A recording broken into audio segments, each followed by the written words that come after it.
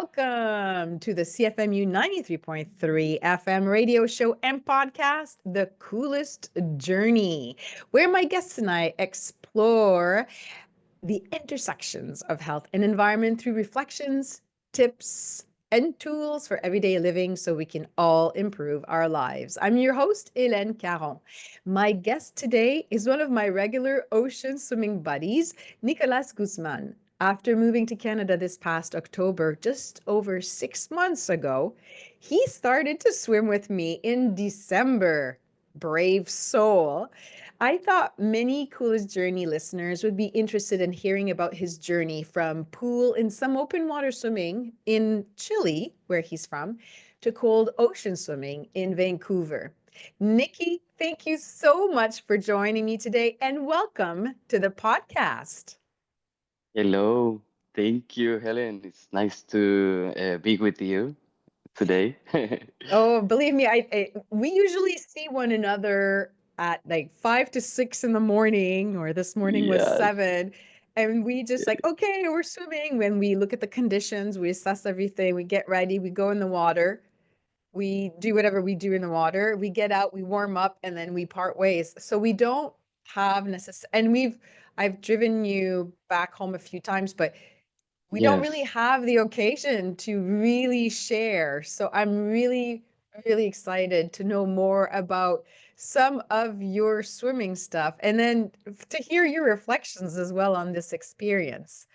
Yeah. yeah, for sure. Yeah, I'm also excited to talk about all this experience, which is like incredible, amazing. Yeah, Oh, well, that starts well. yes. Oh, that I'm not killing you in the morning. Oh my God, 5 to 6. Here we go, swimming in the dark again. Oh And we're gonna yeah. we're gonna talk about that because most people might think, wait a second, she said swimming in the dark. Yes, I did. And we're going to go more into details about this.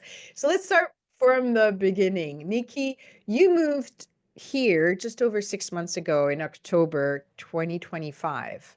So you left Chile to move here. You're on a visa right now, right? Yep, right. Yep. And you are a pharmacist by training. Exactly. Now, were Yeah. you working as a pharmacist in Chile or had you just graduated? I graduated from university in 2023, but before of that, I was working as a pharmacist, like practice and actually I was a pharmacist working in the industry I think for 3 years. For 3 years, I worked in clinical trials for patients diagnosed with cancer. Oh, wow. So yeah, that's like my background, and So, and so not necessarily a pharmacist in a traditional pharmacy like Shoppers Drug Mart exact. or yeah, or Mm, Costco or like a place where we mm, think pharmacy. You were more hospital or clinical setting for research, correct? exactly. Yeah. With a group of my colleagues, we were working in a pharmacy, but specifically for research, like new types of drugs, oncology drugs that are like in research. So we worked with a lot of patients with different diagnosed. So it sounds like you had a pretty good job where you were in Chile and Yeah. you have a partner over there and you were also swimming over there and you Yes. decided to leave all of this to come over here to Canada, to Vancouver. Why is that? Oof. When I was younger, I always wanted to go abroad and live this experience. In school, I applied for it's like a visa, student visa, to visit Australia, but I didn't get it. So, anyways, get into university. I studied, I graduated.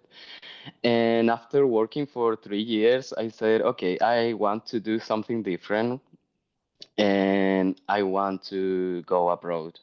And I talked with my boyfriend, and he supported me in all this process. So Well done, boyfriend, by the way. Yeah. yeah, very good. He supported me, and also my colleagues. Also, yeah, we have a very strong relationship. So everything was like perfect in the right time. So I worked for 3 years, and then I quit, and I said, okay, where I'm going now? I have many options, but one of them was Canada Mm-hmm. because like it's something totally new for me. Like I knew from Australia, for example, New Zealand, but Canada, it was something new for me. So I said, okay, I want to try this, and I applied, and I got the work permit for 1 year. And the work permit that you received for Canada, and we're thrilled to have you here, by the way. The work permit that you received to be in Canada, is that a work permit? And I don't know much about immigration and Mhm. anything here, so I'm asking really basic questions. So Yeah. you applied, you get this work permit. Is it a work permit that's specific to people under age 30, or is it just like an open work permit? How does it work?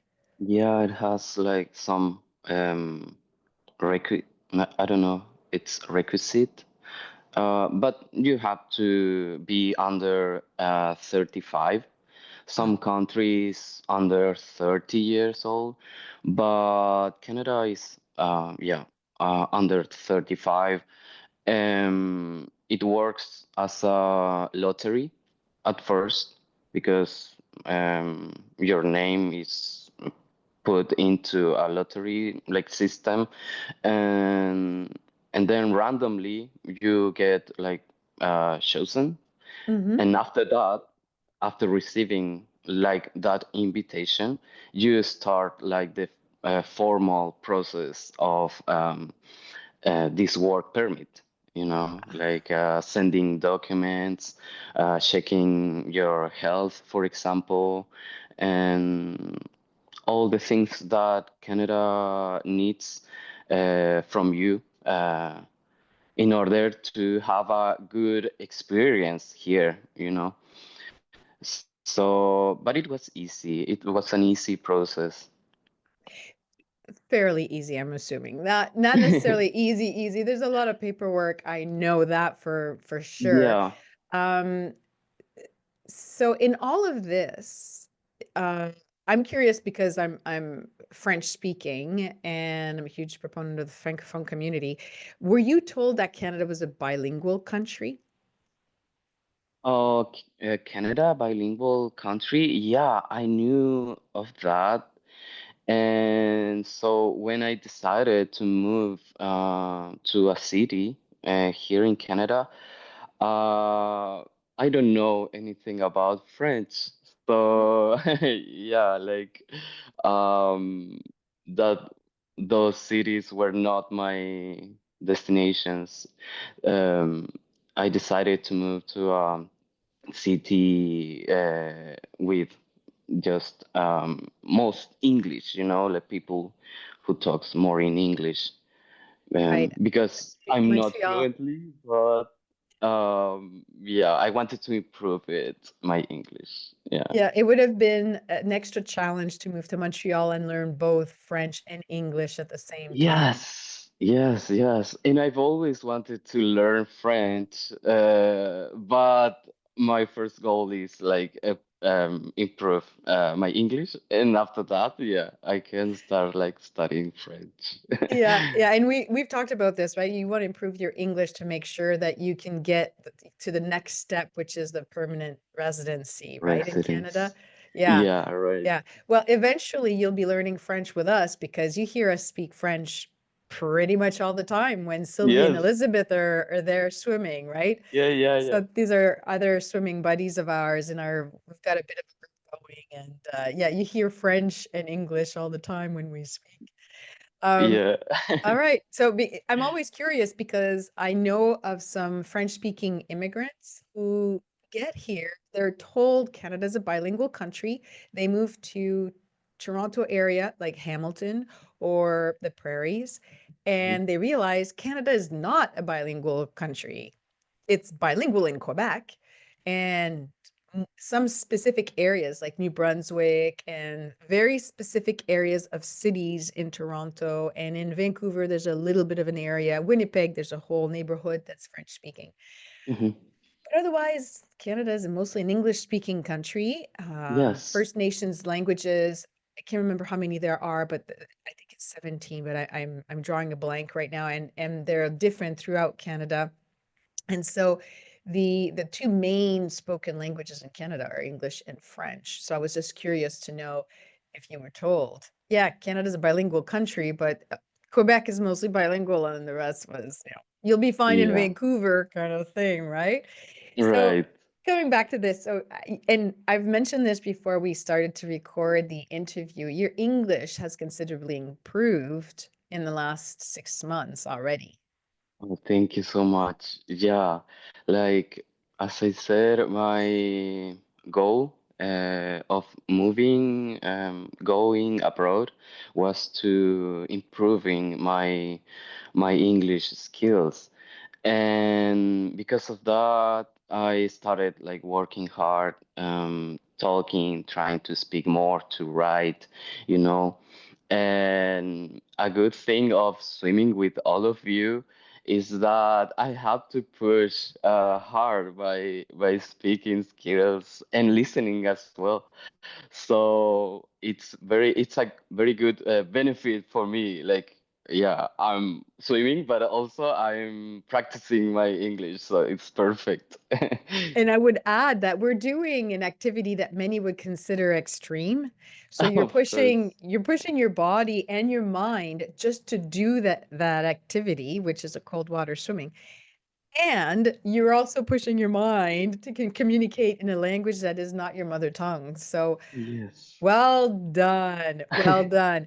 It's interesting that you mentioned this because I interviewed someone else, Florence Roulet, on a previous podcast. And actually, I think it was before I renamed it The Coolest Journey. I think I interviewed her when it was Healing Humans, Healing the Planet.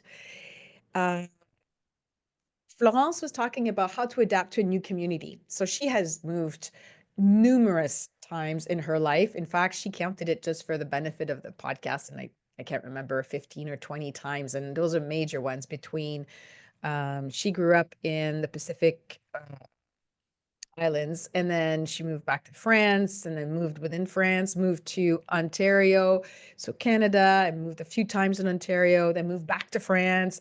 Wow. He has tremendous experience in how Yes. to integrate within a community or a host country or a host city. And one of the things that she was mentioning is taking part in like you can't stay at home and expect people to go to you, right? You have to get there and find activities where you put yourself out there and you meet Yes. people from the place, which is exactly what you're doing. She was doing with lightsaber. Like in Star Wars, the Jedis have like, ooh, ooh. Yes. She found a group that does that in her area, Oh, and she was like, it's so perfect. much fun. Like, she loves the activity, she loves the people she meets. In this case, you love the activity, you love swimming, and thankfully, we're lucky to have you, but you also enjoy our company, and that pushes you to speak English as well. So it's a Of win-win for everybody. of course. Yeah.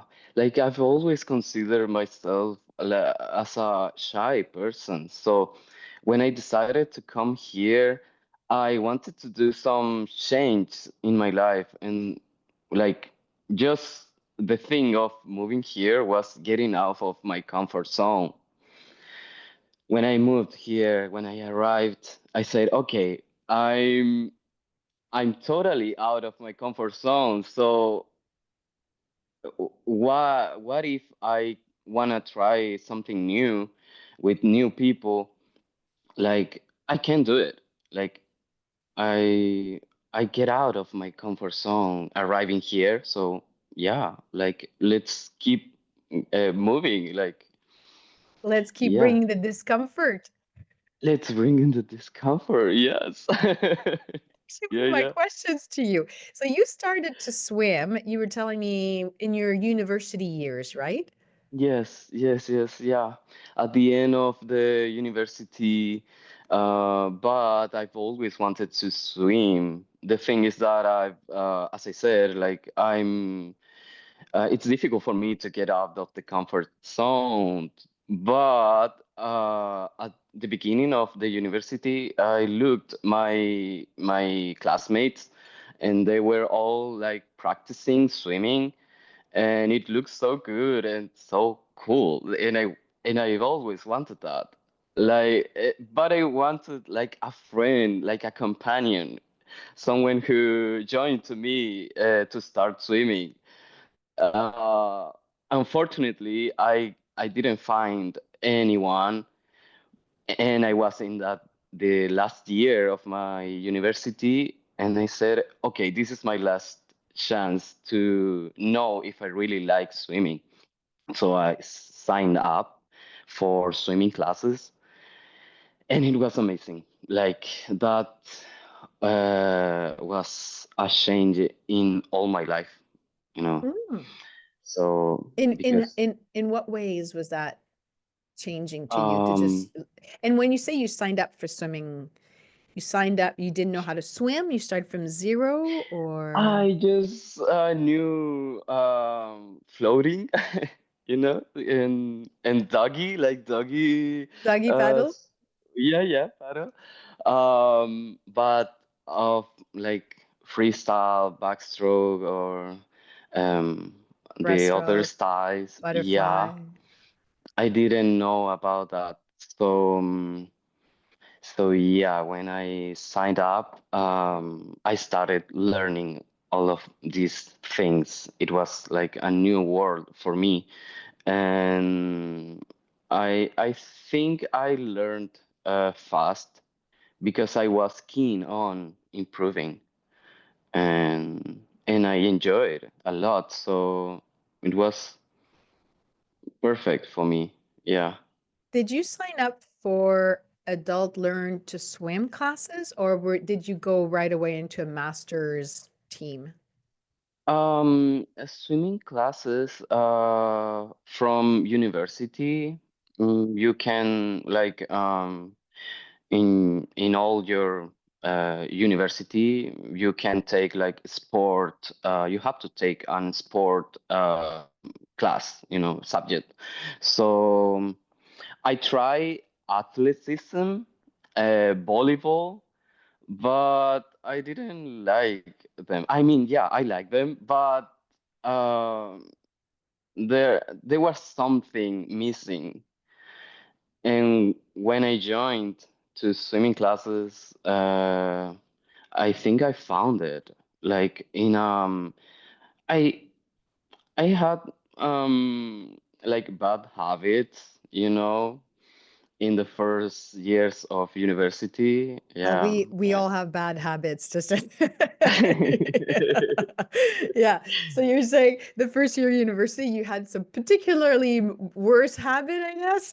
Yes, yes. And I want to change that. So I made a decision, and when I discovered swimming, like all my life changed, my lifestyle. I started waking up early, doing sport, then going to the gym, for example, and surrounded with people who likes the same things. I had the the lucky of meeting my best friends there.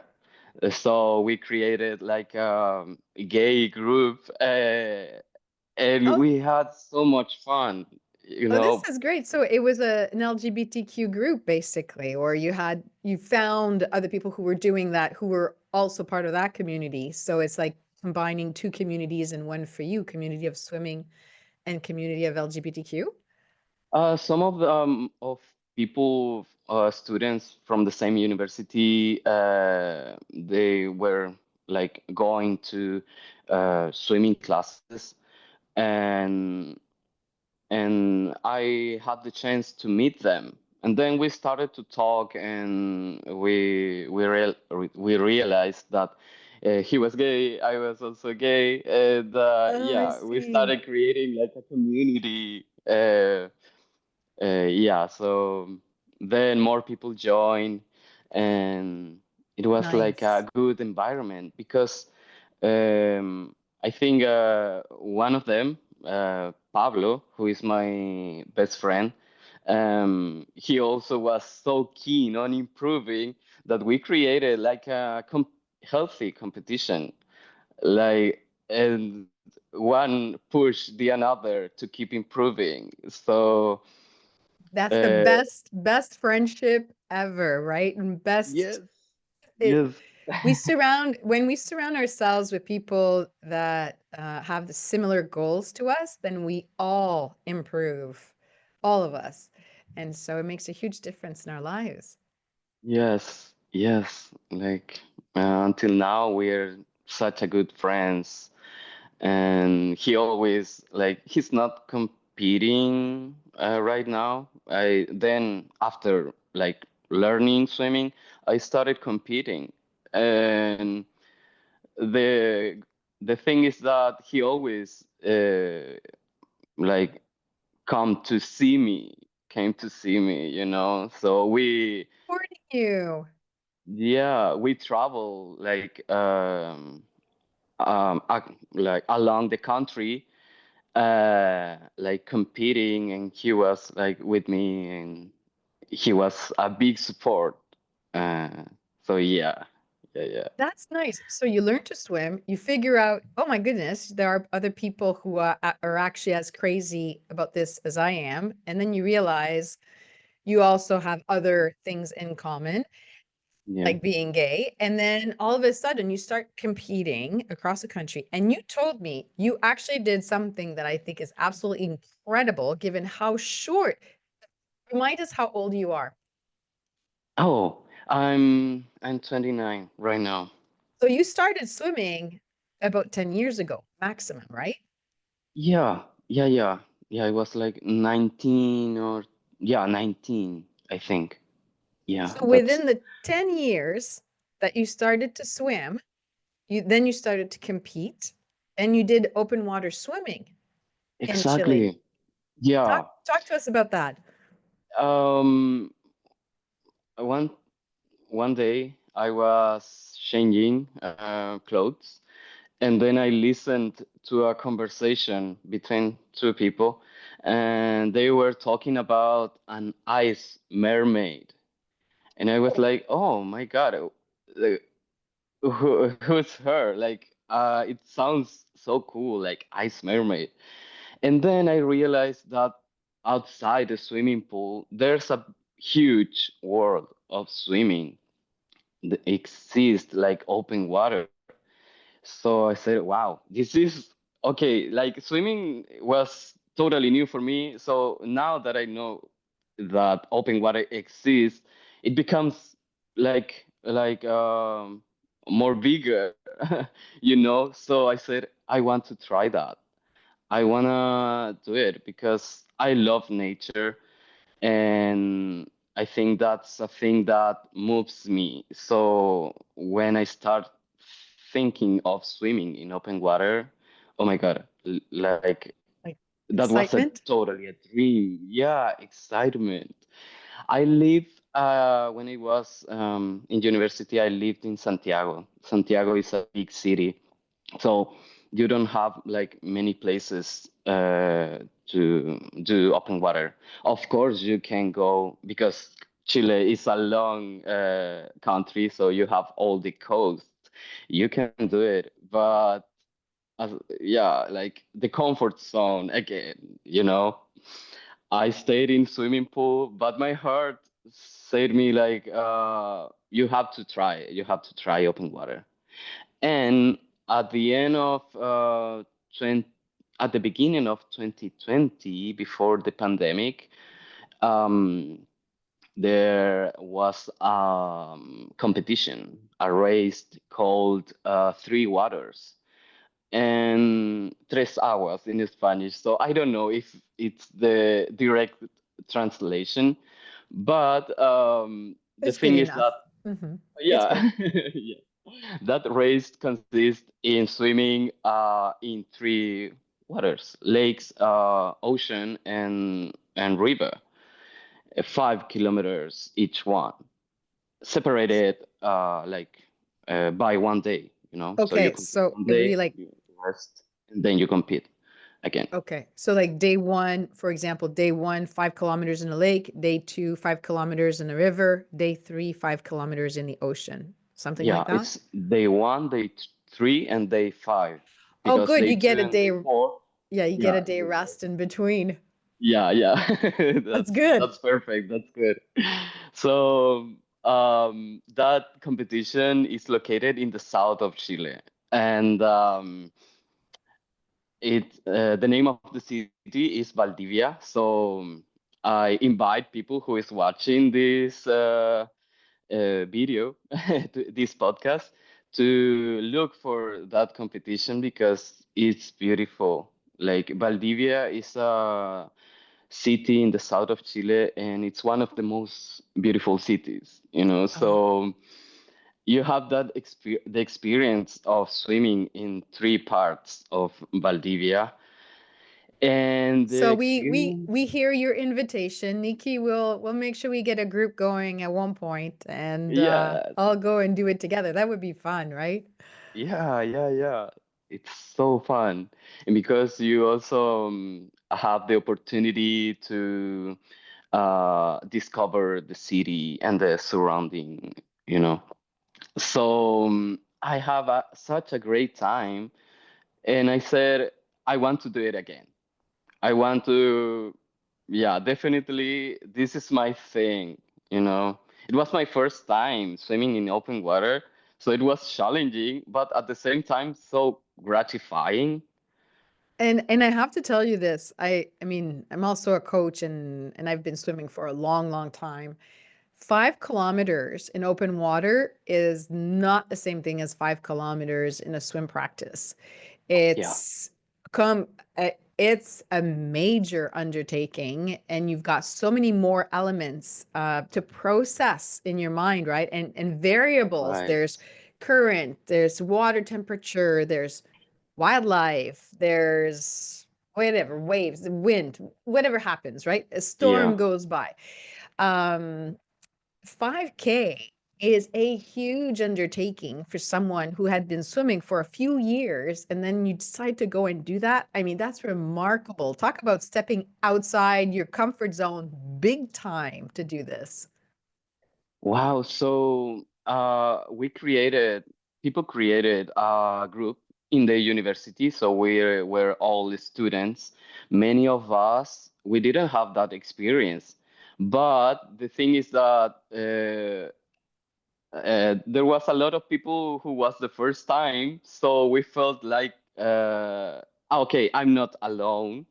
I'm Right. doing it with a friend who is also his first or her first time.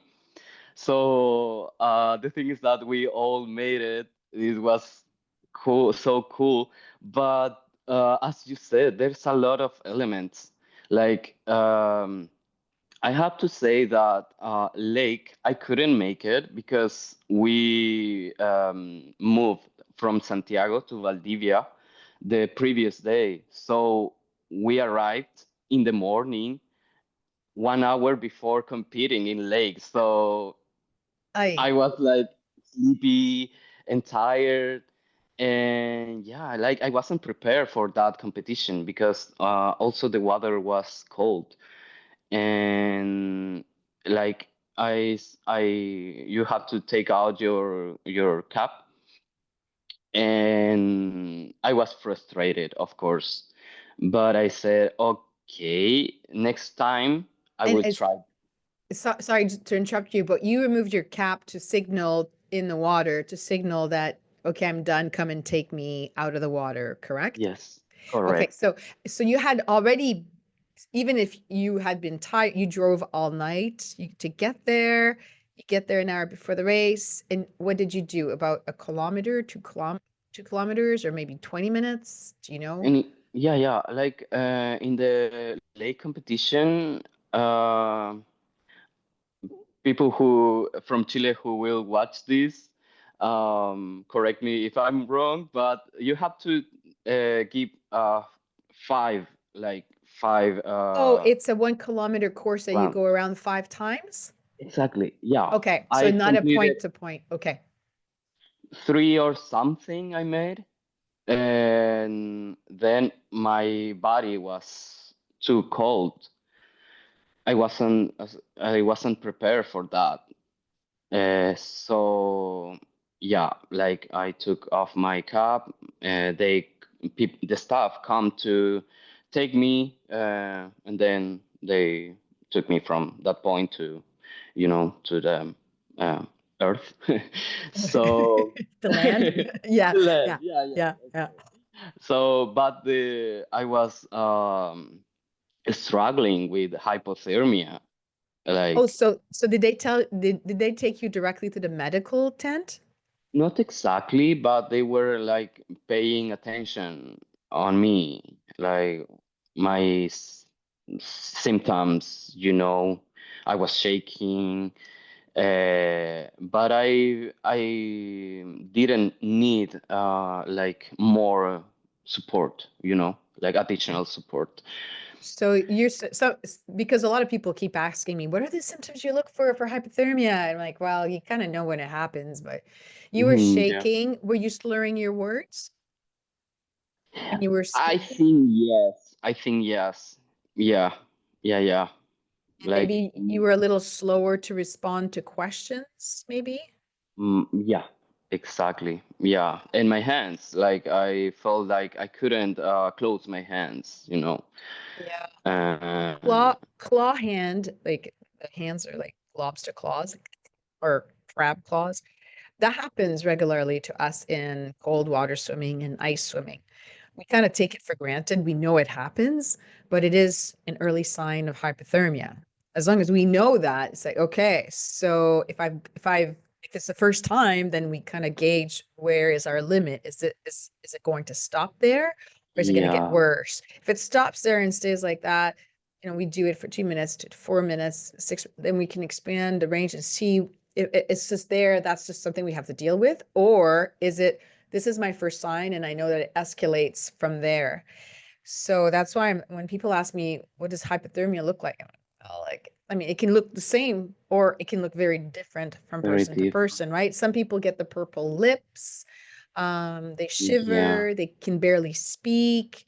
Decision making is impaired. It's cognitive impairment, but it doesn't look the same on everybody, right? So anyway, so right. you get out of the water, you're shaking, you're maybe slurring your words a little bit. You warm up, right? I warm up. Yeah, I And have and a and then good you're like, team. I'm gonna do this again in the river in 2 days. Yeah, in the ocean, like we have to cross from one city to another, separated by sea. So that was scary. That was really scary because my body at that time was fighting with getting warmer, but my mind was totally frustrated. I was like, oh my God, I couldn't make it.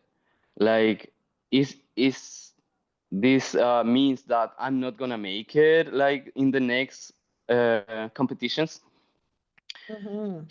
And So just to give us an idea, do you know what the temperature of the water was in the lake when you uh, swam? no, no, actually, I don't. But this competition is usually they usually made it in summer. So I think it is around 15 or 20, more or less. And the ocean water would have been 15-ish water. Yeah, yeah, I So think. I'm assuming, and let me know if I'm wrong. I'm assuming you're thinking it didn't go too well in the lake. You haven't been swimming for that long, so you Yeah, can't say, "Oh, yeah, I've got 20 years of swimming. I'll be fine from a swimming point of view," right? You're yeah. still kind of doubting maybe some of the skills. And you went from pool to lake and it wasn't super successful. And now you're going to ocean where there's current, there's Oh, waves, and then there's sea monsters. oh my Right? God. Yeah. That was So is my is that what biggest is that what was going on fear. in your mind as you're going like through these things? All the Oh, competition was like, oh my God, I'm alone. Like the current is taking me out of the path.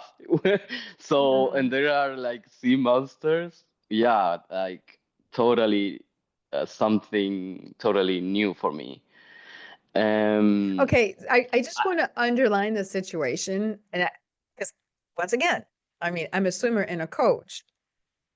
I rarely see people putting themselves out there so quickly as you've done to yourself without, like gentle progression, you know, into the yes, discomfort. And earlier you were saying you are more or less a creature of comfort. You like it when it's, yeah, like it's within, yeah, and you're more of an introverted person. This right. is crazy. You totally stepped outside of your comfort zone just for the love of swimming. Just for the love of swimming. Yeah, I think swimming is always pushing me outside of the comfort zone. And that's a thing that I'm really grateful because because of that, I realized that I can do it, Mm. you know. So So you get to the ocean. I So I get want to to the finish. ocean. We need to finish this one because now I want to know. I'm pretty sure people are on the edge of their seat right now, wanting to know what happened to What Nicki happened? in the Yeah, ocean. yeah. I I have I was in the university, so I was still like doing exams and that stuff, you know. So I have an exam for one subject. So the same day I was swimming in the ocean. Oh my So I goodness. said, okay, uh, I compete or not because this exam is difficult, you know. And I decided to compete.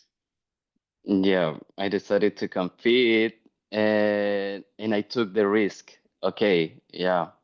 Fortunately, I have a friend who helped me, a very good friend. And and I competed. Like I said, I'm doing this, but I'm doing from beginning to the end. I'm not giving up on this situation. So when before starting this race, I was so afraid because the conditions we were all we were all waiting for the good conditions, like the Mm. staff, the team who is making this race. They have to make sure that we have the proper conditions to get into the water. Right, basically So making a decision of a go, no go for the safety of the yeah, swimmers. so that one city is called Niebla. In Niebla, it's like foggy. Oh. Yeah, that's the element that appear in that race. So we were all waiting for that foggy finish, and after that, we began swimming.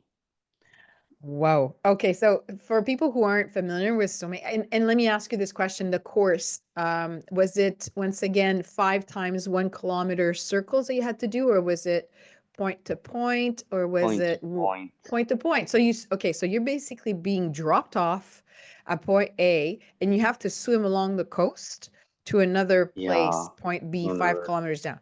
Oh, okay. Yeah, Well, this is even getting more risky. So basically, you have fog, you have currents, you have Yeah. waves. You don't necessarily see very well where you're going as a swimmer because you're so low to the water. The current can take you out into the Pacific Ocean. Yeah. You have fog, which means that you could be losing sight of land and Yeah, losing right. all points here. It was my first time, so I Oh, didn't know the open water technique. You have to be looking where are you going, and I wasn't like prepared for that. it's I called, just, yeah, it's called sliding, and it's not something that's taught in pools because you can follow the black line and there's a wall, right? Yeah. yeah, it's much easier.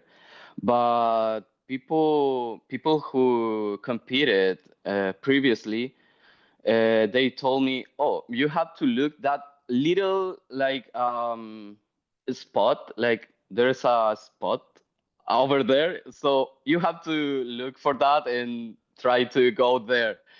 Um, and the thing is, you can see it like clearly when you're outside, but when you get into the water, I wasn't with good goggles, so I had to take Okay. out my yeah, I got to take out my goggles and see like the right direction. Yeah, it was crazy, You but I made you it. you really made it into a high risk situation. I mean, foggy Yes, goggles, or you can't see very well, and there's fog, and maybe you see that landmark or not, and wow, yes. wow, Sea that's monsters appear yeah. and the current and yeah, that feeling that you're alone. Oh my God, that it's totally anxiety for me. Did So you have a tow float with you when you did the swim? no, no, we didn't. We didn't So have to. if people are not familiar with the tow float, it's basically you've got a belt around you and the lanyard, like a little tail if you want, and then there's like this inflatable cushion that you don't carry, but it floats behind you as you're swimming. So it's there for visibility. If someone gets tired, they can grab on to it and you can float. Like it gives you a bit of a rest. But without that, you're kind of visible. You are alone. Yes, Ay, ay, like ay, Nikki. Whoa. That's all the extreme. yeah, all the crew are making sure like they have boats, making sure that swimmers don't get out of the path. Hmm. But still, like when you're swimming, you don't see like people. So, but I've made it. I made it, and You're here to tell the story. wow, yeah. I also came out with hypothermia. Like that time, I was really shaking. If I was shaking in lake, oh my God, like in the sea, I couldn't talk. I had to sit, but I was dizzy. I felt Oh, yeah. dizzy. Yeah. Yeah, that's another. So often from swimming horizontal to standing, right? We get that bit of a dizzy factor. Yes. But if we're hypothermic as well, that horizontal to vertical position becomes even worse on the whole inner ear proprioception balance thing. And it's Yeah. really easy to get so sometimes it's just temporary, but it can transform into permanent vertigo when the ear crystals are displaced. It's quite dangerous. That's why we wear earplugs. Imagine. Actually, in my Yes. one of my past newsletters, I do talk about the importance of earplugs and the ear crystals and how we want to protect the ears. But basically, you get out of the water, you're hypothermic in a way that is even greater than when you were in the lake, and you've Yeah. got some dizziness or vertigo happening. How were you feeling though? Happy you finished? Terrible. Yeah. Terrible. But so proud at the same time. Like I made it. And if I made this, I'm 100% sure that I'm gonna make the next race, the next Right. competition.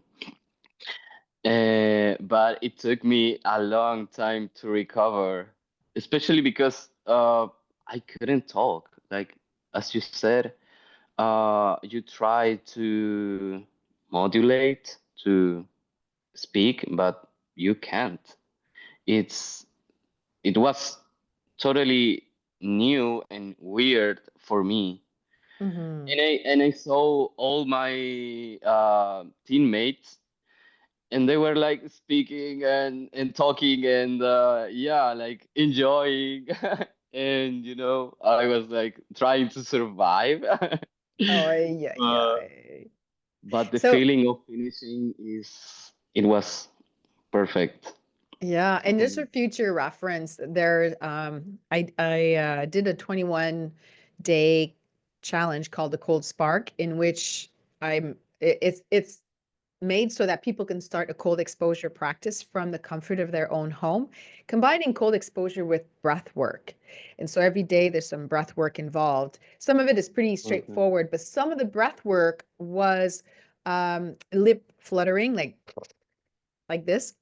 This is one exercise that's really, really good to do, or horse lips, right? When the horses go, right? So there's a number of these exercises with the lip flutters that you can do when you get out of the water in hypothermic mode, when you can't speak well and you have the slur and all of these things, that you can just do the lip flutter. You can do lip flutter with singing or just holding a note, or crescendo, diminuendo. So these Yeah. are all things like tech tips that you can do when you get out to feel better, and at least, because we can't speak because the muscles in our face, they're cold. So if you warm up these muscles, you'll be able to use them faster. Oh yeah. Mhm. Yeah. Wow. That's exactly what happened to me.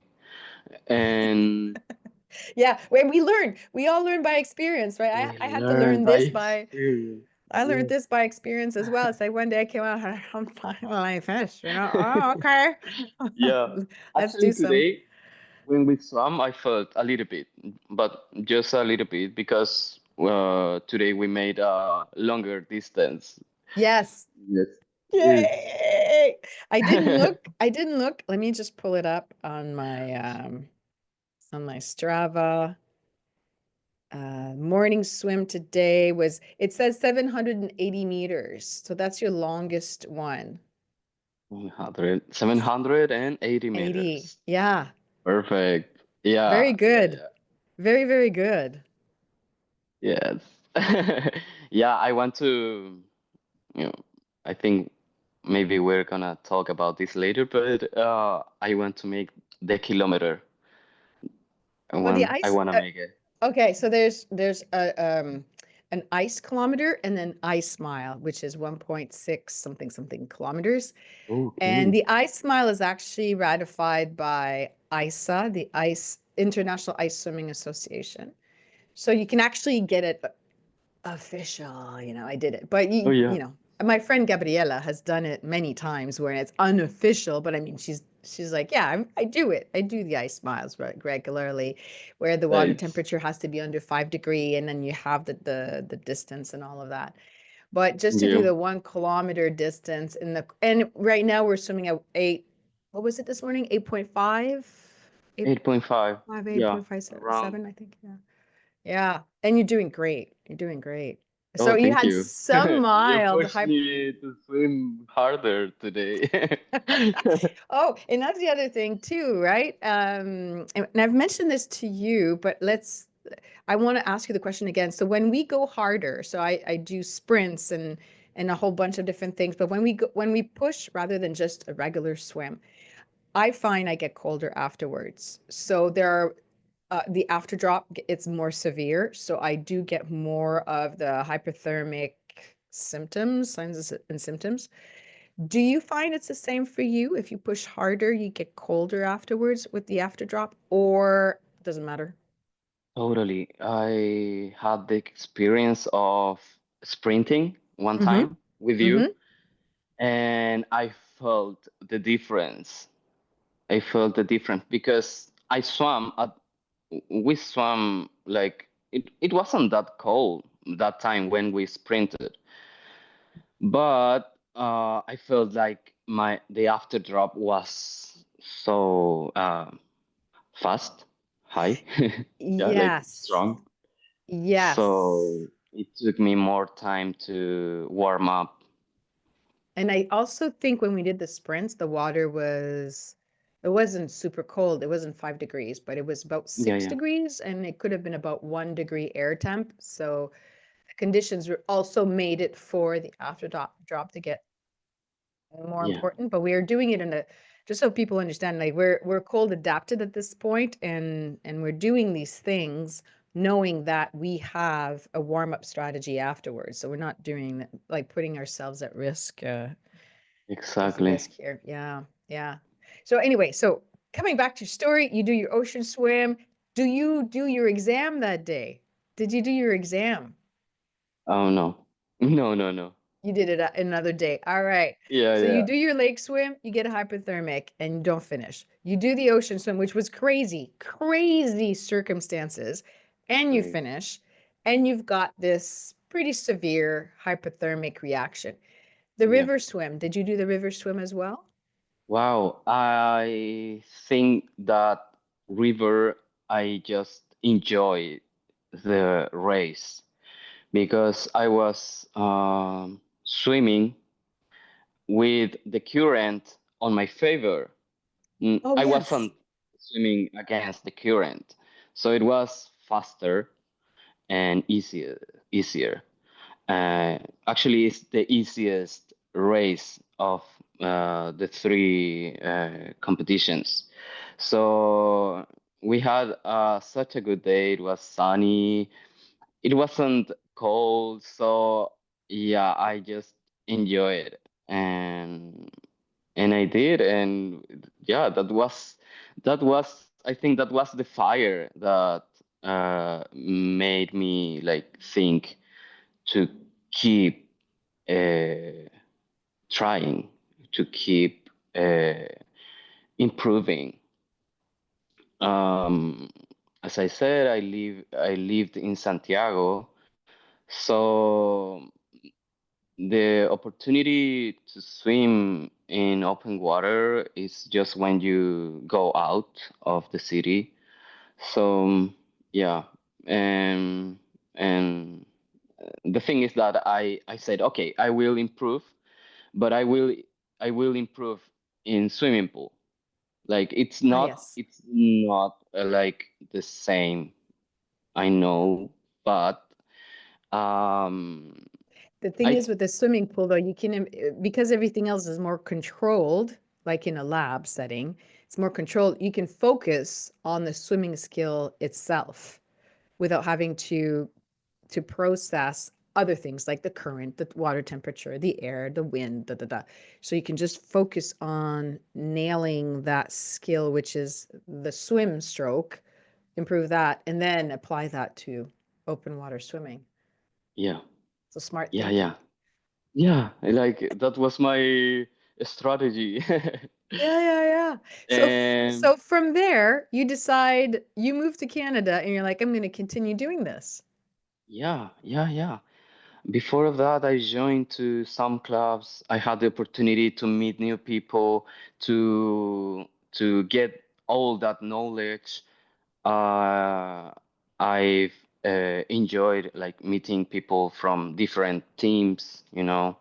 I'm gonna talk about, just say about two teams, like a Gora swim team and a Smart swim team.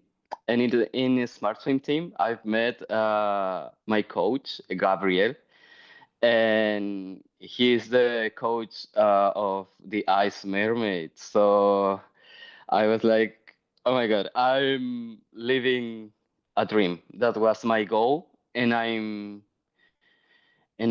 one step like uh, Closer to closer becoming the ice to become. merman. Yeah. So, so did you swim with the ice mermaid? I can't remember her real name, but she's known as the ice mermaid. She's in Yeah. Latin America and she's absolutely phenomenal. Her Yeah. name is Barbara Hernandez. I had the opportunity to swim with her because yeah, she has another training, more specific. But I mean, I was training with the same coach, so and I had the opportunity to make the three waters again with him. You know, with him, I traveled with him, and we enjoyed a lot that experience. So the second time around was a lot better than the first time? Much better, yeah, totally much better. Yeah, I just had the chance to swim in ocean and river because my work schedule didn't allow me. So but anyways, I competed in those two races and I had fun. I had fun. Yeah, The, like nu- Gabriel the number one taught goal in me everything. competition, right? It's to have Yeah, fun. yeah, yeah. And I was also with a person who I deeply admire. Her name is Paulina, and he's the captain of my team. And also, yeah, she is a big support of for me. Um, so I enjoyed all that, and after that, I started thinking of moving to Canada, and I decided Vancouver.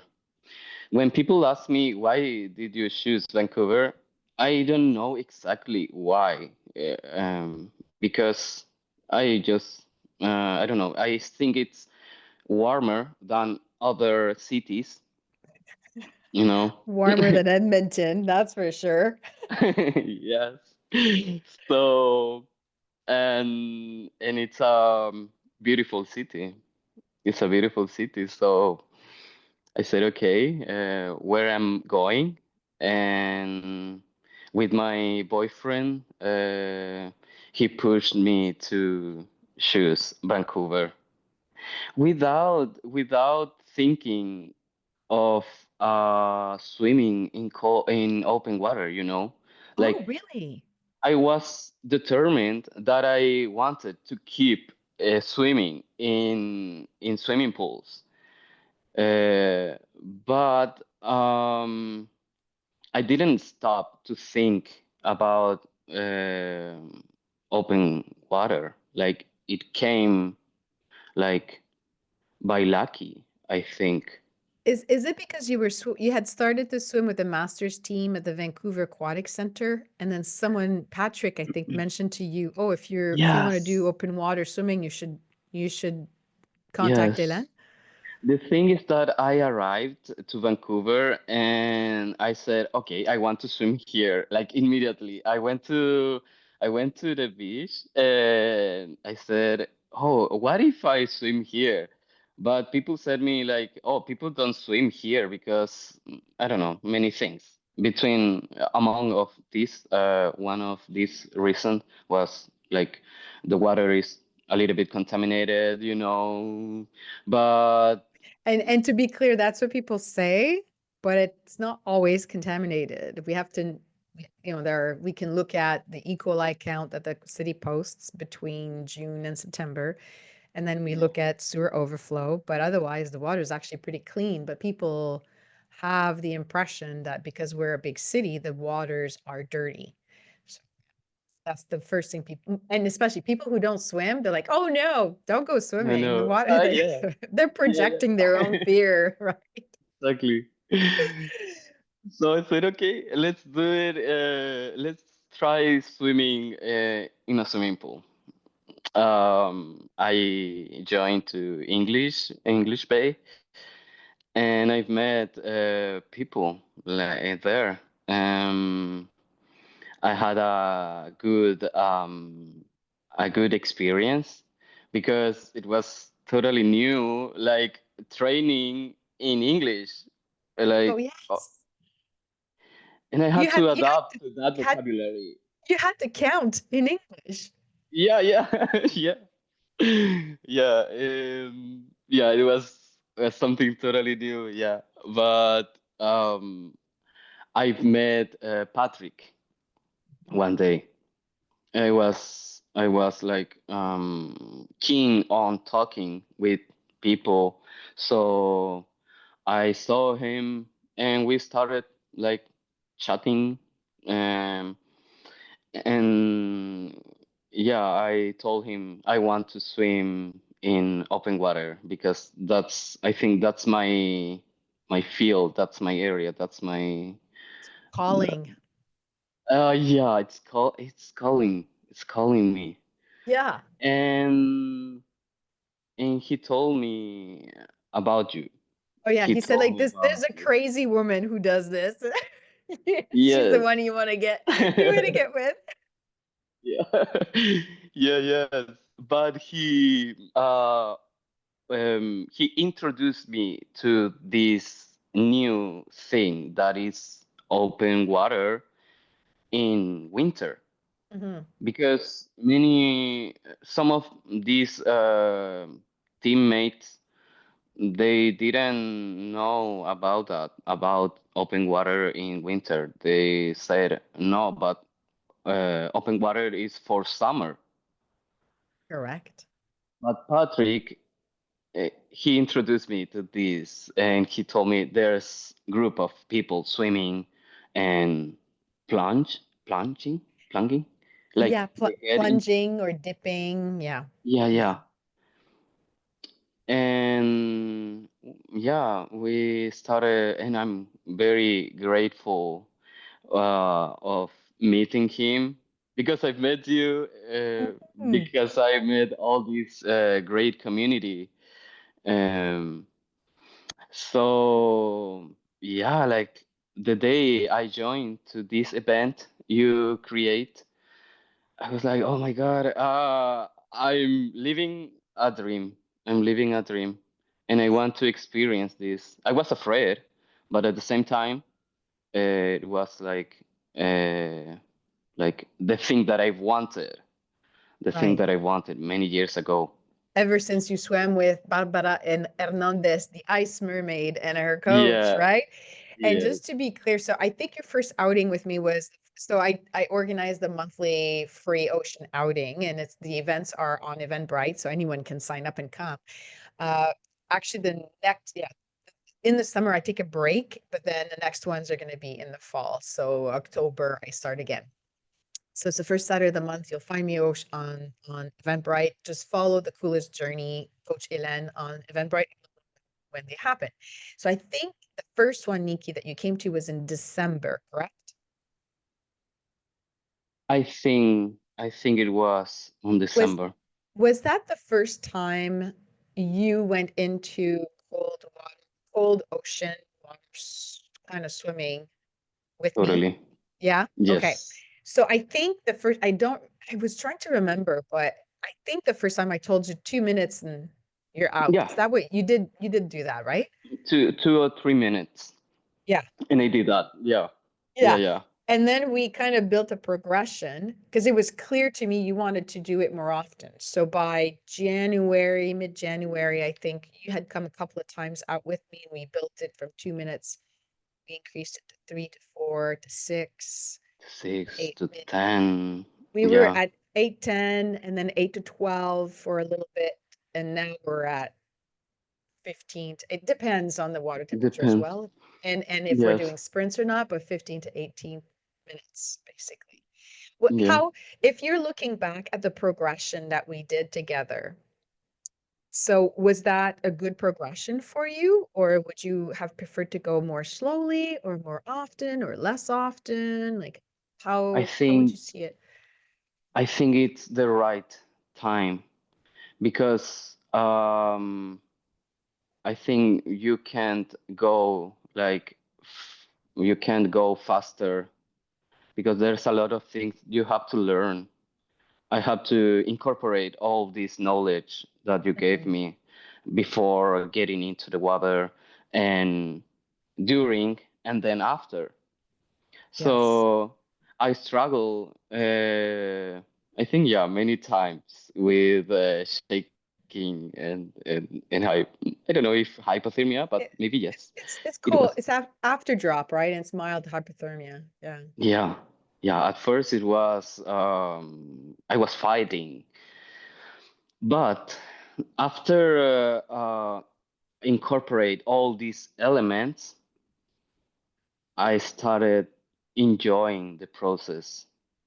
Like it changed my mind, and now um I consider also, because I enjoy it like as an sport, but also as a meditation. Yeah, and I think that's the thing that attached me to keep swimming in cold water, you know, like um, like I stay in the present. Nice. Yeah. That's the moment when you forget, um, when you silence your mind, Mm-hmm.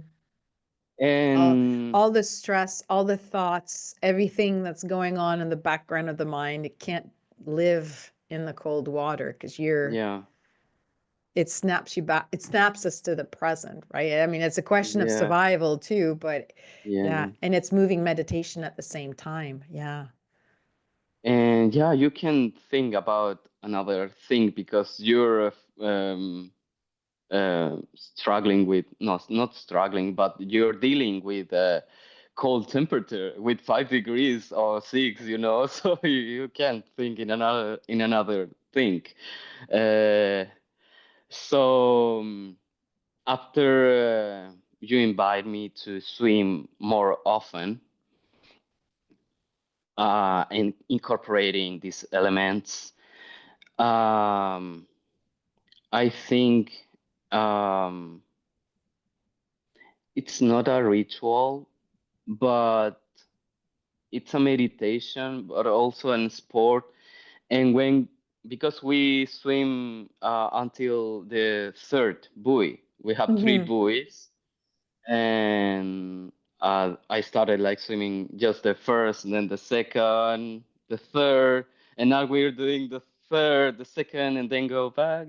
So Yeah, today that's when we increased the distance and we went to that third buoy twice, yeah, right?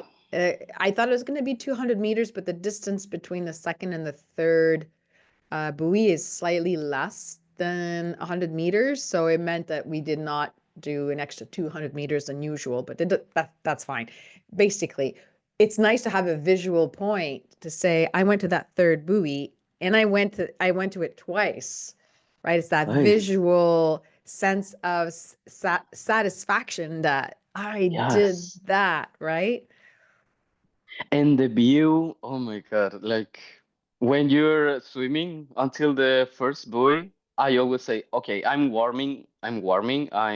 getting uh I'm adapting to the environment. Then when I get to the second, okay, I'm getting warm. Oh, I'm adapted. But when we reach the third buoy and we see the view, that's a thing that I've always wanted to describe. And I think the word is like ineffable, something that so beautiful that you can't describe. Yes. That's the thing that wow, that I really enjoy. And I would put all my people in that third buoy to see the to see the view and enjoy what I'm enjoying. Yeah, actually, how does your family and how do your friends feel about you doing this cold water swimming? Wow, my boyfriend, he's always like a support for me, and also my family. They were always like supporting me of each step I take. I said, okay, I want to swim in cold water, and then they said, okay, yeah, do it, do it. And even if they think, oh wow, that's crazy, Yeah. but if you enjoy, like it's your thing, it's Yeah. your it's your moment. So. And my friends, yeah, they listen to me, and some of them say like, "Oh, you're crazy. You're totally crazy. I wouldn't do that." Well, there's also the other element of craziness that we swim in the dark, right? So Yes. we were swimming in the dark for part of January through March, just because of my own schedule is the issue, because I'm not in Kitsilano area. I'm in Richmond, so I have to drive there. And for me to avoid traffic, it means I have to swim early. And it's dark early. It's So dark. what are you gonna do? Swim in the Yeah, dark. So that's what we've been doing. Adds yeah. a very, very big element of or variability to process when you're just starting out. So you're doing extremely, extremely well. And that could add to other Thank people you. thinking, you're completely crazy. You're doing this. Oh my goodness. Yes, yes. But I think there's a thing uh, all this group enjoy at 6 a.m. Mm. and it's the sunrise. I think that's totally magic when you see the view when it gets clear. I mean, yeah, like when it's dark, I can't see very well the buoys. I have to change my goggles. Yeah, yeah. uh, We need to work on your goggles. Yeah. yeah, yeah, yeah.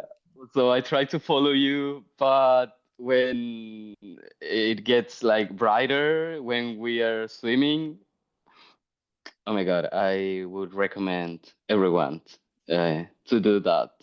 Yeah, maybe we need to get you two pairs of goggles, a clear pair that doesn't fog up, because I Yeah. think I saw some fog on your goggles today, Oh yeah. and another pair which is it's not just tinted, it's polarized. So Polarized. polarized goggles, so that when the sun is shining and it reflects on the water, then you can still see where you're going. That don't Yeah. fog up. Yeah. But you're so right about bringing up the rest of the pod that we swim with. It's an amazing group that we have, and Yeah. yeah, so much joy and laughter, and it's a safe space, and yeah, a lot of people think that what I do. I don't know if you thought about that's what we do, but they think, oh, you're doing like Wim Hof, you're doing all these breathing exercises before you go in a certain specific way. And I'm like, no, actually, you just kind of change. You go in the water, you do your thing, and then you get out and you get warm. Yeah, That's what I yeah. tell people.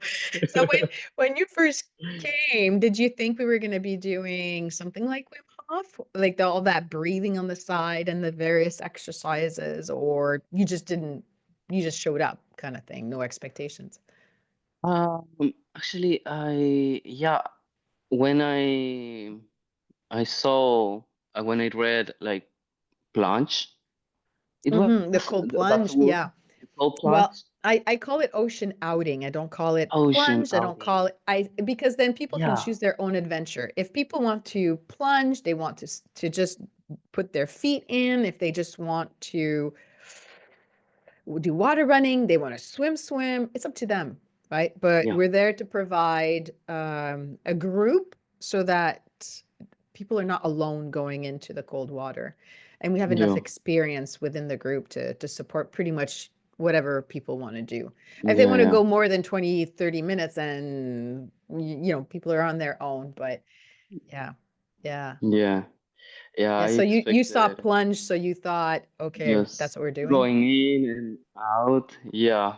But then I realized that you are also like swimming in that moment. So it was amazing, amazing. And also Ruben, yeah, Yes. he also swims. So it was cool because I wanted to swim. And meeting you was like, yeah, that's perfect. it, and meeting that it's like a whole group of people, and we usually can get together more on the weekends, but during the week we have a steady group of people as well.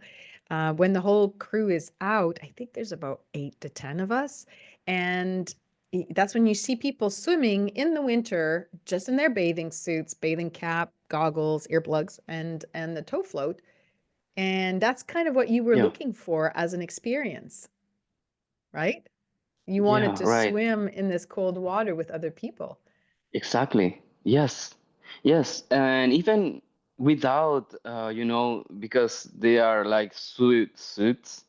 Yes, the I wetsuits. said the wetsuits. I said no, I don't. I want to swim like with just a, you know. So I have to ask you Okay. why is it that for you it wasn't you prefer to be without the wetsuit? And it's nothing against the wetsuit people. I always tell people if you need a wetsuit to get in the water, put a wetsuit on. You know, it's the more people are in the water, the better it is. So if people have to wear shoes, gloves, Mhm. wetsuits, by all means, you know, do what you need to do to get in the water.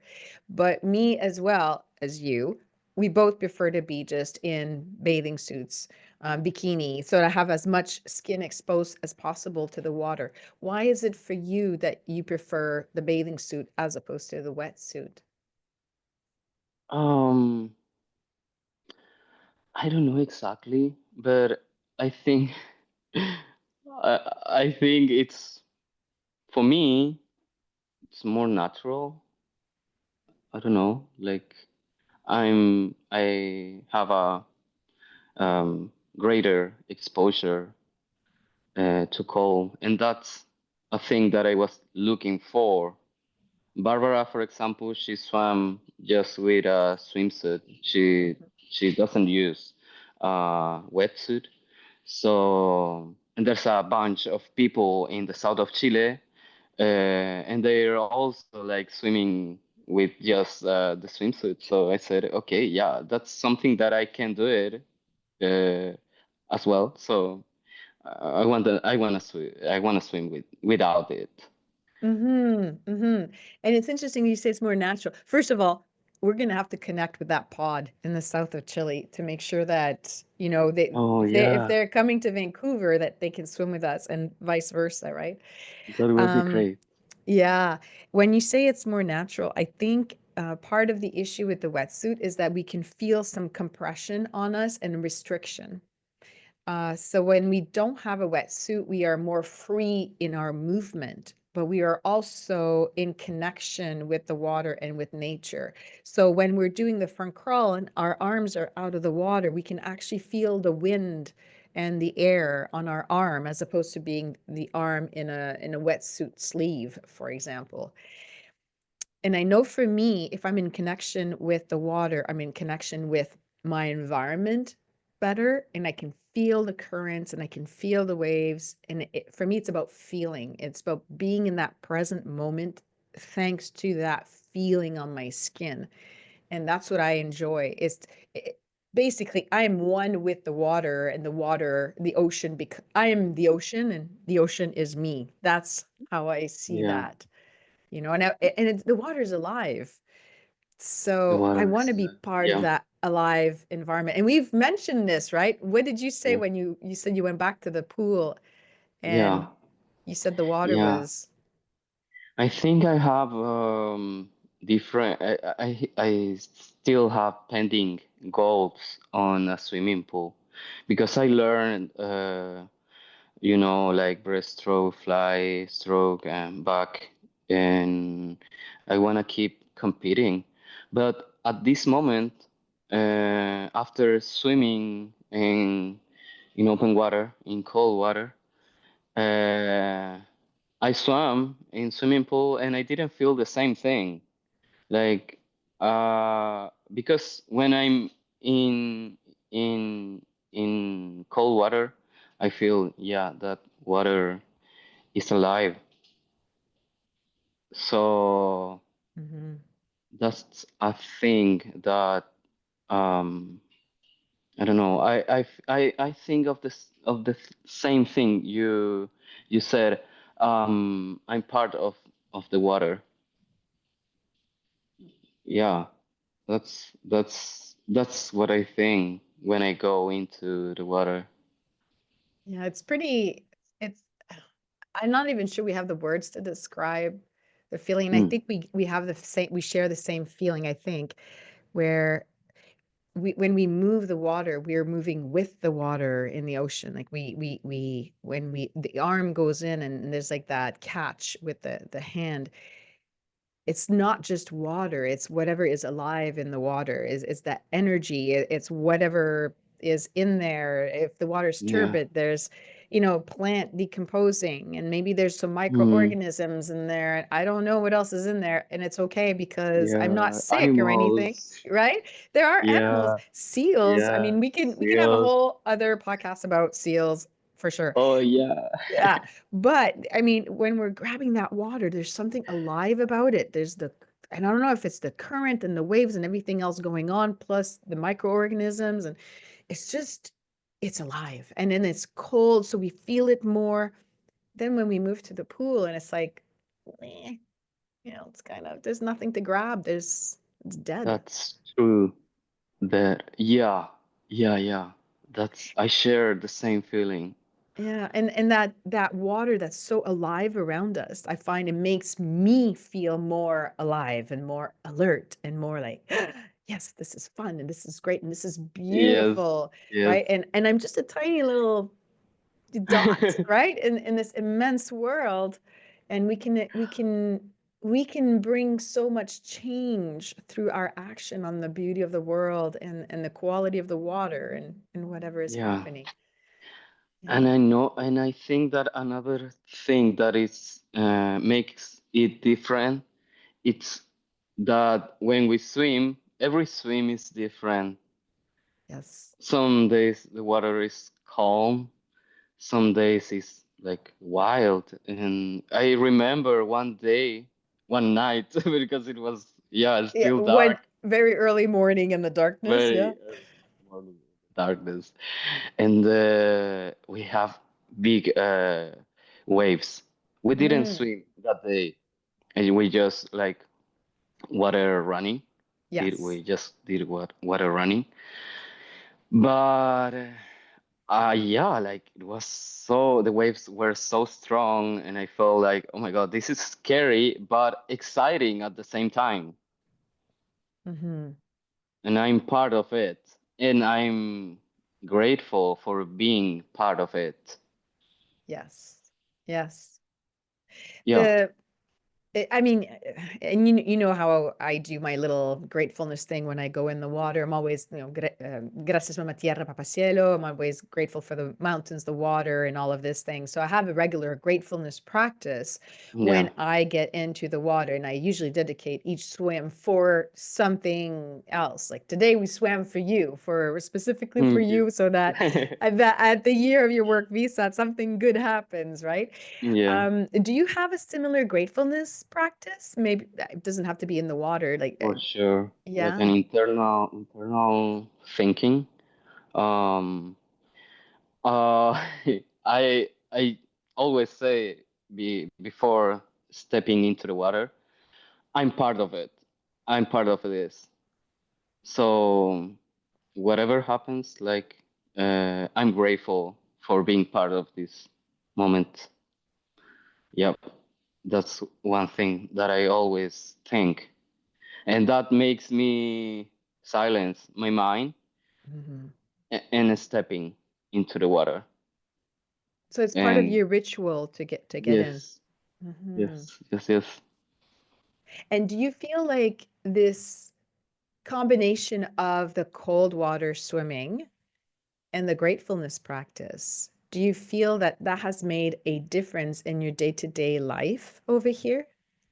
for sure. Like I think I'm more grateful about in every aspect, like sharing a moment with my family, with my mom when we do like video call, and I stay in the present, like I try to move that the same thing that I'm thinking in the water.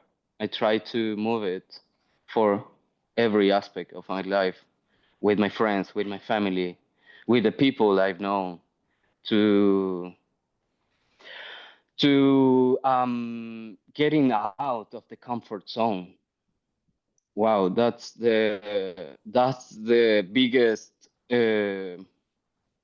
learn learning of Hmm. all of this. Like I'm getting out of the comfort zone so I can move this to every aspect of my life. You're Yeah. becoming a badass. Yeah. Right? Because, and especially doing it like this so early in the morning, like you go home, and we've talked about this. You go home, you go to the gym, then you hit the sauna or the whirlpool bath, and it's like, okay, well, it's 9 o'clock, and now you got the whole day ahead of you, right? And Yeah. and you've Yeah. done you've gone out of your comfort zone, and it's like the rest of the day can come in. Yeah, bring it on, Yeah. right? Bring it in. Yeah. Like cold water gave me, I think, yeah, like gave me a structure. So as you said, I finished swimming. We enjoy talking. That's another thing I really enjoy, like making community. Then Mhm. after that, I hit the gym. I did my things. I feel that I'm getting stronger, and then I do my things. For example, I want to get a permanent residence. So, o- like it's that's my goal. And in order to get that goal, I have to build that step by step, by little steps, like studying every day, try to speak, try to listening, to reading, writing. I'm very focusing on that because, yeah, I think, yeah, cold English water English skills. actually. So your cold water swimming skills are improving your English skills. Yes, for sure, And I'm just for gonna sure. do show you a little bit of something here. I'm not sure if you can see it. This Oh my is God. the latest outdoor swimmer magazine that I received. So Perfect. it's a UK magazine, and you have one of my previous versions. Yes. Well, you can see it Yes. on the cover of this one. It's a sea lion with a swimmer. And so this sea lion would be about, I think would be about a ton. That's how heavy it Oh, would be. You oh can't see it wow. very well, but anyway, it's going to be heading your way soon so that you have some more reading materials so that you can help improve it can help improve your Yes. English skills. But yeah, Yes. we do these difficult things outside the comfort zone, and it helps us to push other boundaries in our lives afterwards, right? Whether it's Yeah. you learning Correct. English or doing all the right steps to get to your PR and application and more too, right? Right. And Yeah. then there's that spiritual connection. I call it the spiritual connection. When we see the sky changing color, because we start in the dark, but then now it's the sky changes color, and on the mornings when it's clear, oh my God, it's amazing. And so I remember that one morning we were Uh, looking up at the sky and we saw stars, but we also saw some satellites. There were about 4 or 5 different satellites going over yeah. our head. So Yeah. And it's pretty you have wild. everything. You have the sky, you have the city, you have the infinite ocean, and you're enjoying all of that in that moment. That's magic. Yeah, that's totally magic. And for example, I really enjoy, for example, when we get to the third buoy, and sometimes we see like birds or animals. Yes. I really enjoy that because I love nature.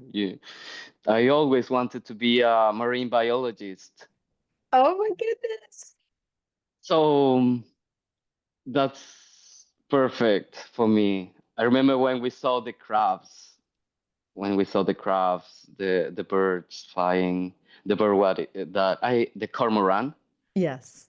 cormoran. The Yeah, cormorant was at the third buoy, and we yeah, slowly approached it. I was like, "Hello, Mr. Cormorant. Hello, bird." yeah, yes. And we got what, about 3 meters away from the Three bird, meters and away. we're not so we always want to make sure that we keep our distances from wildlife and not approach them intentionally, but that bird was on top of our buoy that we were going around.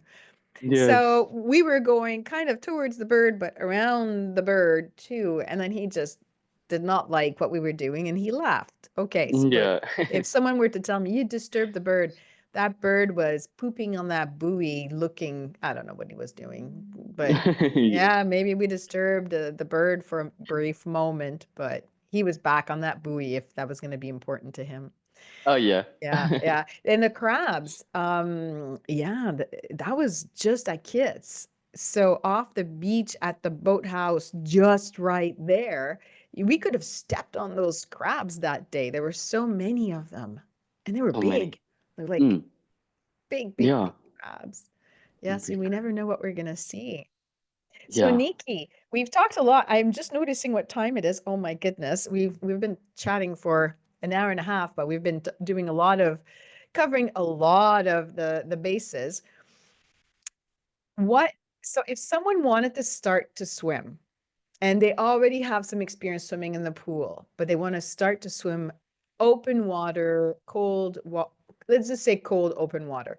What would you tell them? Would you recommend what you did with a Yeah. slow, like the progression of 2 minutes to 2 minutes, Yeah. 4 minutes, figuring out their. That's for sure. Like focusing on um like not go slowly, taking it, have patience of the process, but also have confidence of this because you don't realize, but you're improving every day.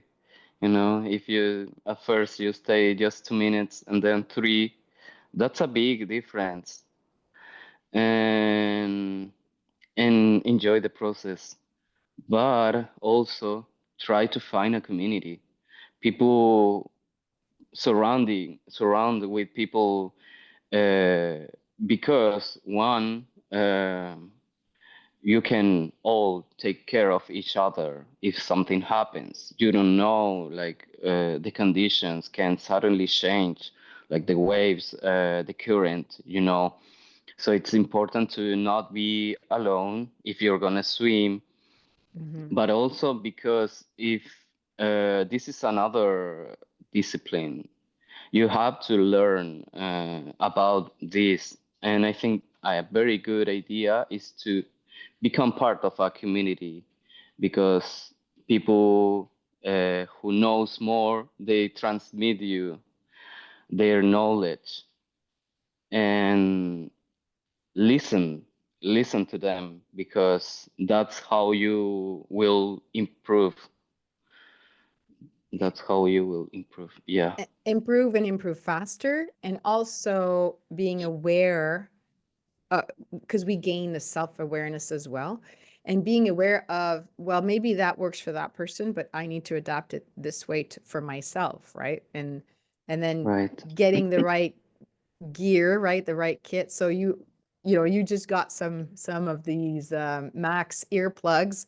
If anyone is Yeah. interested in the earplugs, I have them listed on my website. So the coolestjourney.com under shop, you'll see Max earplugs. They're the best ones that I've found. And like that's a perfect example of what do you need, and then how do you learn from other people, what you need and what you don't need. Maybe this person needs, I don't know, maybe they need a neoprene cap, right? And you're like, Yeah. well, actually, I'm okay. I don't need one. I just need the silicone cap, and it's Yeah. all Yeah. good. And so for some people, certain goggles fit them better than others. Like, oh, these are the Hmm. goggles that I use. And they're like, well, that doesn't work at all for me. Yeah. So yeah, yeah, learning from others and then being self-aware. Yeah. Anything else you would recommend to people starting on this journey? um Enjoy the process. Like every swim is different, so if you're keen on swimming in cold water, um, just try to do the best as you can, listen to people and incorporate all these elements, because if you do that, I think you will enjoy more, uh, this thing that is totally amazing. Yeah. Hmm. Actually, it's interesting that you say it's so amazing. What still surprises you about the open water swimming that we do? Because that's part of it, right? When we're still surprised Yeah. about something, it brings that excitement and we want to keep going. So what still surprises you about the cold ocean water swimming? I think everything, everything surprised me. Like live that moment, to deal with cold temperature, but also then when you warm up, enjoy the view, enjoy the fauna, the Mm-hmm. animals, the ecosystem, to be part of it. Like I think when I swam in swimming pools, it started to look the same every day, but here every day is different. Yeah, Yeah. you will also be amazed because something can happen, and that little thing, yeah, it's makes everything totally different. Yeah, the experience can completely change just with one small change. Like, for example, a seal pops up beside us, then it's like, "Oh, this is Oh fun," and yes, completely changes the yes, experience. yes. What was it? A few days ago, you told me you heard and you felt a splash right beside you, and Hmm. it was still dark, right? And you Yes. never really saw what it was, and we just Yeah, kept yeah, going. And unfortunately, you told me at the end because I would have said, "Okay, let's go and find Bubba the seal." yeah, yeah, But I remember someone, I'm part of another group, and it's around the world. And I mentioned, oh yeah, I got my, for the first time in 5 years, a seal bumped my float. And that happened about a week ago. yeah, And the person said to me, wait a second, you're swimming in the dark. This animal bumps your toe float and you're still swimming. You're not like yeah. getting out of there. No, no. She mentioned clearly you are not Australian because they have sharks and they have other things, right? Yeah, Example of you need to do your research before heading out, right? And finding the right people to go out with and know what could be out there. I know that we have no sharks where we swim, yeah, so yeah, I'm not gonna be, I mean, I'm gonna be surprised and but it's not about, oh my goodness, I'm gonna get eaten up by the sea monster. And that's a yeah. whole other psychological thing that it's gonna be addressed with someone at another podcast. But yeah, this, even if it's always the same spot where we go to, it doesn't matter. It changes. Every single Mhm. swim is different. Yes. And is there anything that scares you still from going out in the ocean? Something that scares me. I always, when I feel something like this splash, I don't know why, but you know, your mind sometimes can be crazy, and yeah, I immediately think, oh my God, orcas. I'm afraid of orcas. I love them. I love them, but yeah, they're scary. Yeah, just uh, that's the only thing that I'm scared of, but I think I will also enjoy that moment. Yeah, Yeah, yeah, they're big, right? And who yeah, knows yeah. what can they're unpredictable But they're gonna. animals, right? But if it's an orca, I always think to myself, I think I would too be like, but if it's an orca, it's an orca. We're not part of their regular diet, so hopefully it won't Exactly. find me appetizing, and it hopefully won't Yeah, find you appetizing either. yeah, yeah. And I've got a couple like quick questions to ask you. What was for you the most important learning experience that you had in the last few months of swimming in the ocean? Whether it's ocean or cold or both, what was the most important learning experience? Um, can you give me one example? Like, because I think I would say like listening to people with more knowledge. But if I say something more specific, I think for me the warm up, the after swimming part, it's totally important, and how you do it, can make a big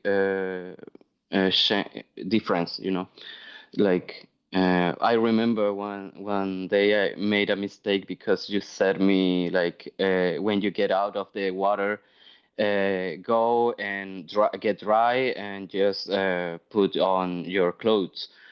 But I'm a amateur photographer. I like make photographs, so I stayed out of the water, taking photo and making videos. And then, oh my God, that was a terrible day because then I have to deal with that The after after drop. drop. Yeah. Yeah. I Yes, remember that day. That's the only footage I have of me swimming, by the way. I rarely have a video of me swimming. But when we get out of the water, we feel so good yeah, that we don't think that we need to change right away. fast. And Yeah. that's a mistake that we've all made at one point or another. So, yeah, Yeah. for So you learn from that example, one. I have my strategy that you taught me, like for example, like putting like warm clothes, polar, you know, and CJ gave me like a bottle, and then I fill it with hot water, so that creates a big difference. And then warm cover your head, your hands, and your feet as soon as possible, Hmm. and then you can start like putting the all the clothes. Yeah. Um, but I think yeah, that's one of the things I learned, and it made a big difference because now like I'm dealing more efficiently with the after drop. Yeah. And it makes the whole because then your after drop is lessened and not as bad. It makes the rest of your day better and makes the whole experience more enjoyable. Yeah, more enjoyable. Yeah. Holding a mug Oh, uh, yes, with yes, yes. hot water. Oh my God, hot water! Like it's like I don't know, like a beverage. Like it's so good, you know. You enjoy like hot water.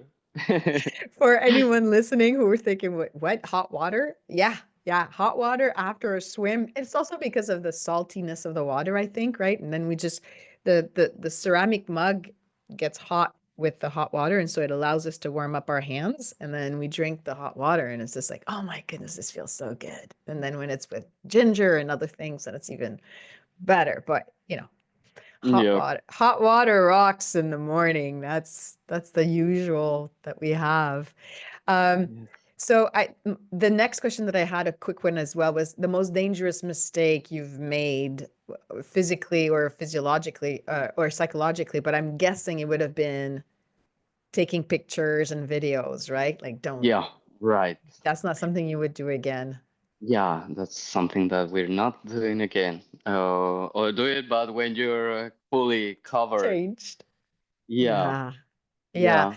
And have you ever had a strange or unexpected encounter in the water that would not be the seal or the cormorant on the third buoy?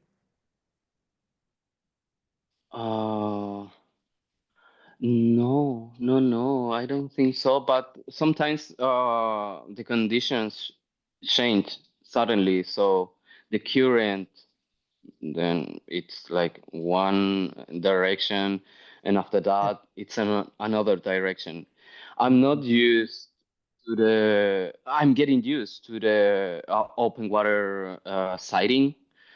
So at the first, I was just following you, but now that I think you're going back of Yep. me, and then I'm You're looking, trying to look, yeah, you know. So, you're forced to or, sight.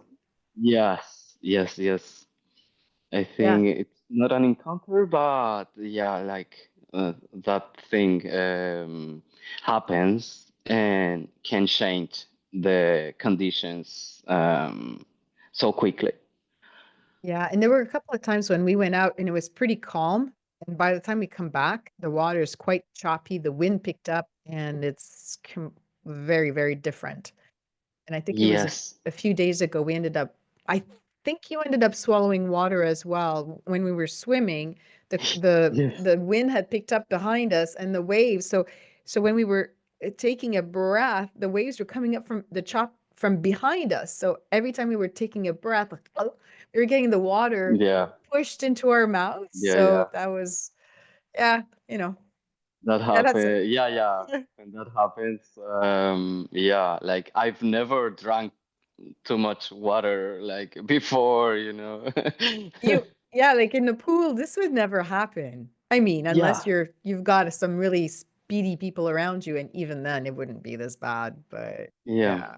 And do you think that all of this has helped you deal better with the unexpected in your life? Because these are all like unexpected conditions, right? And you have to know how to adapt right away. So do you think it's helped you adapt or increase your Of adaptability? course.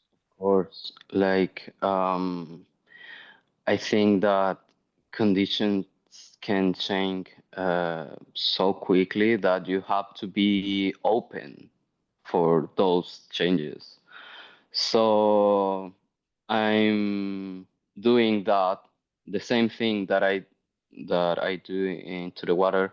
I try to do in every aspect of my life. Like, yeah, like I'm so far from my country, so fortunately I have my friend, but things can change so fast, and you have to be like open for those changes and don't see it because it's like I I deal with anxiety and all these things, so I was afraid of changes, you know.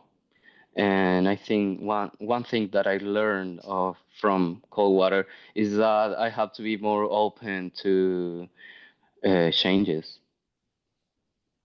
And in a way, maybe I'm to putting words in your adapt. mouth, but do you feel like you've got this approach now because when you are more open and you do take these chances, some beautiful things are happening in your life? Is that For why? sure, for sure.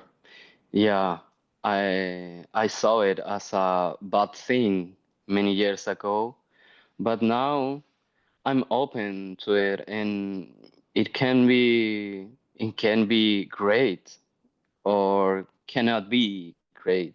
But when it's great, oh my God, like yeah, you're like so grateful for uh, be open and adapt to that change.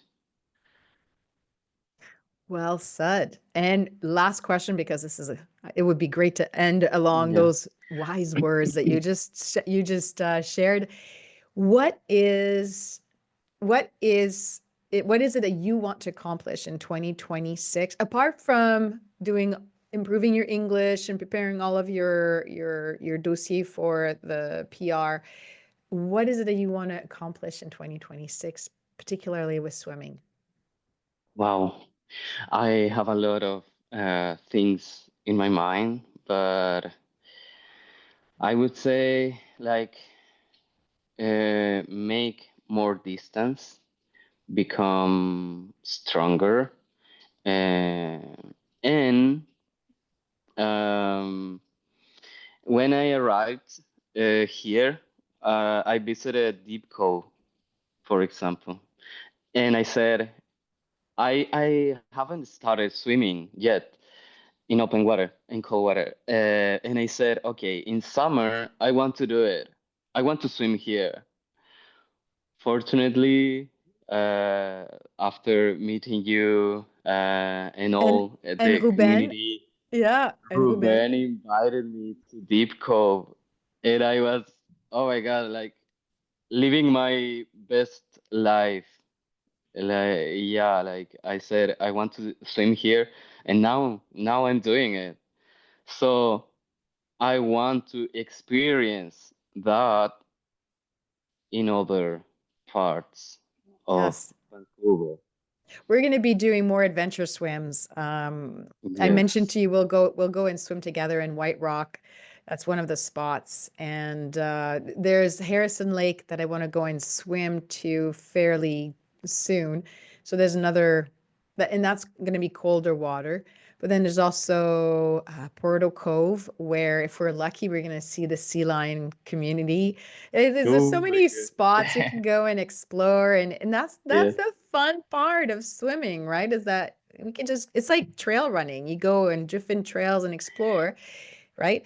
Or Yes, you yes, could just stick to the same trail and see the changes through the seasons, and every day is different, which is what we're doing with the regular practice of swimming at Kitsilano. So it's all good, but yeah, the traveling makes it even more exciting and feeling like we're for really part sure. of this beautiful nature around us.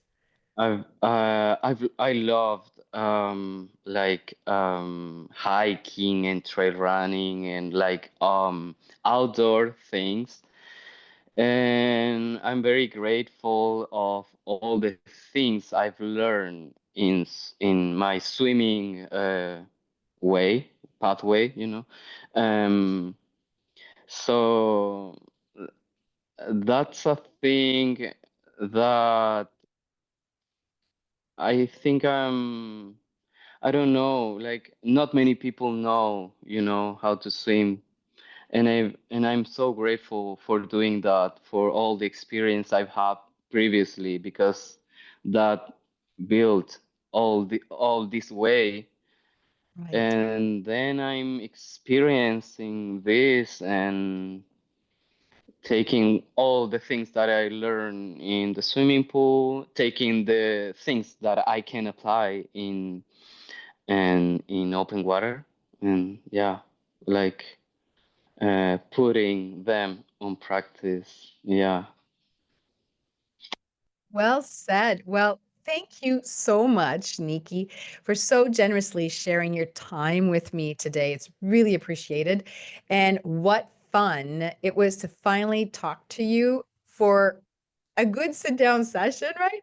As opposed yeah, to yeah. just, oh, okay, we're warming up. How was the swim today? Yeah, But yeah. I can tell you one thing, you are getting stronger and faster in the water. And so you're making me work harder, and I love it. So thank you. Yes, Thank you for yes. joining me in the water, but also for joining me on the podcast today. So, for our listeners, if cold ocean swimming is on your radar, I invite you to do your research and always, always put safety first. Connect with local groups, learn about your environment, and understand the water that you're entering.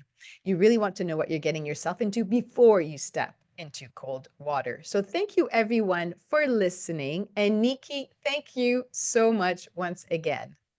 And Thank you so everyone, much, Helen. I, yeah, no problem. This was a pleasure.